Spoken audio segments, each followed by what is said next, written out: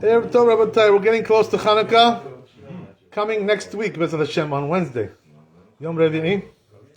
So let's continue talking a little bit about Chanuka. There's some important things we need to discuss. First of all, the Chazal say something interesting, which is that they say that Chanuka is different than all the other holidays for one reason. You know what it is? The rabbis didn't make seudot on Chanuka. There's no seudah, seudat mitzvah, right? This kind of thing. On Purim we have seudat mitzvah. Purim, yes. On the Chagim, of course, we have. Right? On the Shalosh Regalim, we have. But Chanuka, no seudat mitzvah. Right? So the question is, why the Chanuka didn't get seudat mitzvah? Yes. What's the problem? What happened, right? What, they didn't have any food? What happened over there? Okay, that's good. So, that's the question, right? So, the answer is that I was told by Maran, my Rabbi, Rav Vadia, he told us that the reason is like this, because the victory in Chanuka, they defeated the Greeks, Yavanim, was not such a perfect victory, like the other victories. It wasn't perfect. What was the problem with it? That people also died from our side. There was Jews who died also in that war. That they had with the Yavanim. But in Purim, everything was clean. Nobody died and everything was good. Everybody was menutzal, and everything was perfect. But here also, the Jews did not come out perfect also. It wasn't so perfect. So the rabbis didn't make seudot because of this reason. Can you imagine? This is the reason why they didn't make. Okay, whatever. It's interesting, right? So now, right, as our friend Malkiel said, right, that, we eat sufganiyot. So what about that, right? So that mitzvah, what is that? Where does this come from, right? So the truth is that there is the father of the Rambam, Rabbi Maimon, right? Moshe ben Maimon was his father, of the Rambam. So he writes that, there is a minhag to eat sufganiyot, like you said, everybody does that. Ashkenazim, Sfaradim, we all do it, right? We have different kinds, This one has a round, this one has long one, this one has this one has that, right? Everybody's got different sufganiyot, but it's the same thing for everybody, where there's no difference. So where does this minhag come from?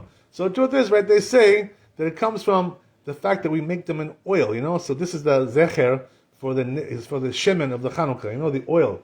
That Hashem made a miracle for us, that there was oil there, to light for 8 days, which was a nes. So to remember this nes, that's why the sufganiyot made with oil. To remember this nes. This is the reason why we do it. But this is only minhag, it's not really seudat mitzvah. It's not obligation, Also, a lot of calories, you get fat over there, You eat too much sufganiyot, you get fat. But that's a different story, right? I'm not talking about that, but really, it's not an obligation. But anyway, it says Rabbi Maimon, the father of the Rambam, he says, nevertheless, even though it's not an obligation according to halakha to eat sufganiyot, but he says, since it's a minhag, you should try to do it. Because every minhag has a reason, every minhag has, whatever was made by the chachamim, the minhagim, everything has a reason. So you should try to do that, it's not mitzvah, but it's minhag, right? Minhag Yisrael Torahi, that's what they said, right? Minhag is also something important. I'll tell you something though, because everybody, in the Kehillah, we always talk about minhagim. This is our minhag, whatever. But Rabbi Tam used to say, minhag afuch geinam. You know what that means, right? If you spell the letters opposite, right? Minhag comes out geinam. So, why did he say this? What does this mean, this statement? Minhag afuch geinam. You know what that means? That when you have a minhag which is bad, which is against halakha, so it's geinam. This is not good, this minhag, So don't say about every minhag, minhag. If it's a bad minhag, it's geinam. So you have to, if you see a minhag which is a bad minhag, you have to bottle this minhag, get rid of it, Put it in the garbage. It's a bad minhag. How do you know it's good minhag, bad minhag? How do you know? Because there's many ways you can know about this, but one thing is a person has to know that a bad minhag means, that it's against the halakha. It's against common sense also, no logic, no sechel, It's not, also it's made by people who are ameratzot, minhagim, they are minhagim like this also. Ameratzot. So says the Ritva, in his commentary on the Talmud, he says minhag that was made by ameratzot, we're not obligated to keep these minhagim. You know why? Because Amaretz he makes a minhag, this is not good. This is not chokhmah of the Torah. This is shtut, shoteh, some shoteh comes and makes minhag, so what? But we have to keep what you say because you're Amaretz and you say, we have to do like this, do like this. Where did you get this from? Where you thought from your head something? So the minhag, the proper way to keep a minhag, which minhag are we talking about?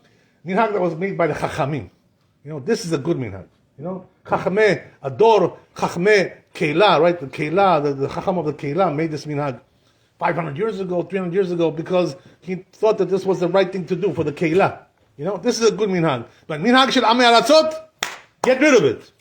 No good. Minhag afuch geinam. Right? Doesn't mean every time, there's minhag, it's a good minhag. Could be it's a bad minhag. You don't know if it's good or bad.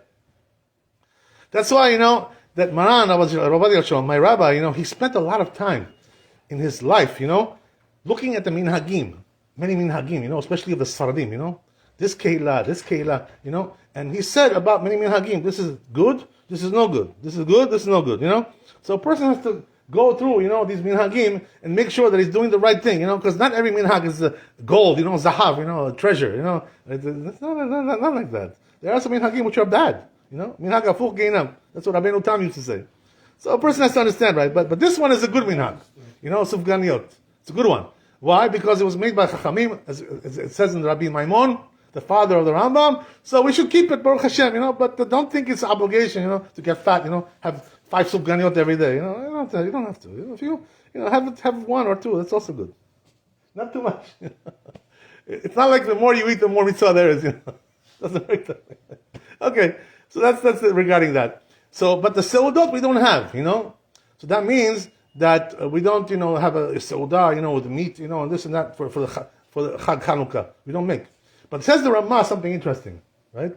The Rabbi of the Ashkenazim, the Ramah, 500 years ago, he writes that even though there's no seudat mitzvah on Purim, on Chanukah, but nevertheless he says, what? If you make a seudah, and you make a divrei Torah, and you sing, Shvachot to HaKadosh Baruch Hu to celebrate the holiday. So it says it becomes like a mitzvah, sort of, because there's divrei Torah there, there's divrei Shvachot, singing some songs to Hashem, zemirot, blah, blah, blah. It becomes like sort of a mitzvah, not exactly 100%, but it makes it more like a mitzvah, So if a person wants to do like something like this, to make a seudah like this with divrei Torah, and rabbis will come, say divrei Torah. There's something good there, it's like almost like a mitzvah, it's good, Baruch Hashem. It's a very good thing.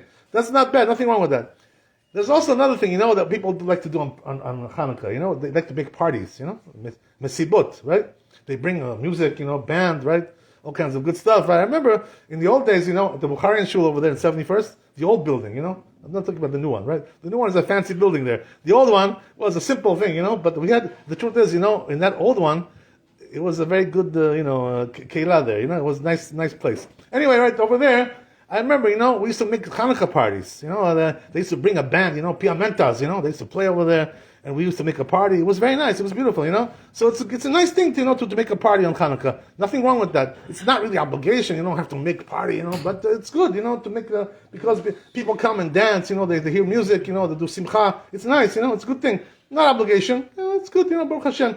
So the person has to remember these things, There is no seudot, but, to make seudah with divrei Torah, it already becomes like something much, much, much better, To sing to Hashem, all these kinds of things like that. Okay, very good.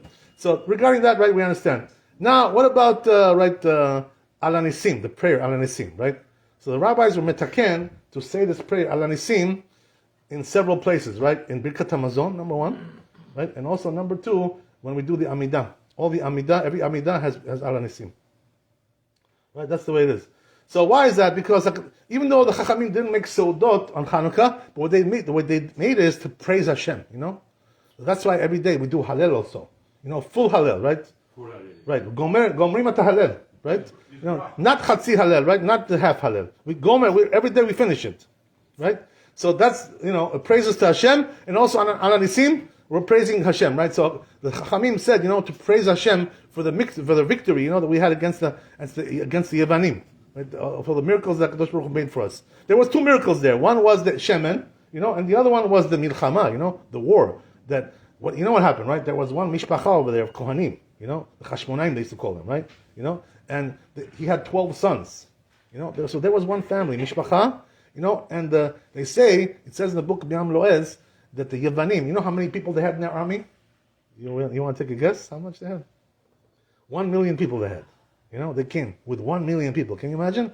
So it was a big nest because HaKadosh Baruch Hu brought, 12 people, one mishpacha, Kohanim, to defeat all the billion-man army, of the Chashmonaim, of the Greeks, I'm sorry. It was a big nest, this milchama was something unusual. Because they say, why only one family? What happened to all the rest of the Jews? Where were they? What happened to them? They fell asleep? What happened? What happened with the rest of the Jews? Why didn't they want to fight against the Greeks? You understand the question? Very simple question. So you know what the answer is, right? The answer is that they say that the Greeks, because of their culture, they had all kinds of culture, Tarbut Yavan, right? Gymnasium, right? Concerts, all kinds of things like this, Fiscultura, right? All these kinds of things, sports, Olympics, right? Olympics came from them, all these things, right? So they had all kinds of things like this, So the Jews went so crazy for this Tarbut Yavan that they didn't want to fight against the Yavanim, why? Because they loved it, they were in love with this Tarbut. They like this culture, That's the thing, So nobody else wanted to fight against them except just one family. That was it. The rest of the Jews were already, what they call it, right? They were Hellenized. You know what that means, right? They became like Greeks, like Greek culture. They loved it. So this is the reason why they only had one family. Okay, so now Al Hanissim, right? I want to tell you a couple of things. That Al Hanissim, as we said, right? We say it for Birkat Hamazon, we say it for Amidah. But the truth is, right, that if you forget, to say Al Hanissim, and you already finished the bracha, right? And you went to Sim Shalom, you went to the next bracha, so we don't tell you to go back and do it again, because it's not obligation b'diavad. It's only the chatchila, So if you missed it, right, and you didn't say Al Hanissim, and you already said, right, Hatov Shimcha u'necha la'ele odot, right, so go on and finish, that's it, right? Don't go back to do Al Hanissim, because that would be bracha labatala, because the rabbis didn't obligate you to go back there, So why is that? Because the truth is, as we said, right, that Chanuka is not a perfect, thing. There were some Jews also that died, so the rabbis didn't make seudot. So therefore, if you forget, same thing with Birkat Hamazon. If you forget a Birkat Hamazon to Al Hanissim, right, and you already said the bracha Al Hamazon, that's it. You don't go back anymore, right? You don't say go finish the Birkat Hamazon. So we don't go back. Only lechatchila. If you're still in that bracha, say Al Hanissim. If not, we don't go back. That's the way it is. But the truth is, there are some poskim who say, like the Ramah, there is a way to make it up a little bit, a little bit to make up, What can you do? They say, that when it comes to the Amidah, right, Elohai Netzor Leshonim Mera, right, over there, after you can say over there Al Hanissim, if you want to say. You don't have to. But if you want to say, if you want to do like a makeup, so you can say over there Al Hanissim, and also Birkat Hamazon, same thing. When you do the Rachamanim, Birkat Hamazon, they say, if you want to do Al Hanissim over there with the Rachamans, Rachamana, you can do over there.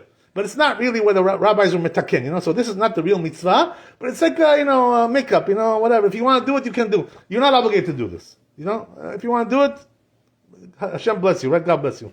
ברוך ה' לעולם, אמן ואמן. רבי חנניה המלך השומר, רצה הקדוש ברוך הוא לזכות ישראל, לפיך הכי בא להם תואם רצון שאומרים לחפש, למען צדקו יגדיל תורה וידיר.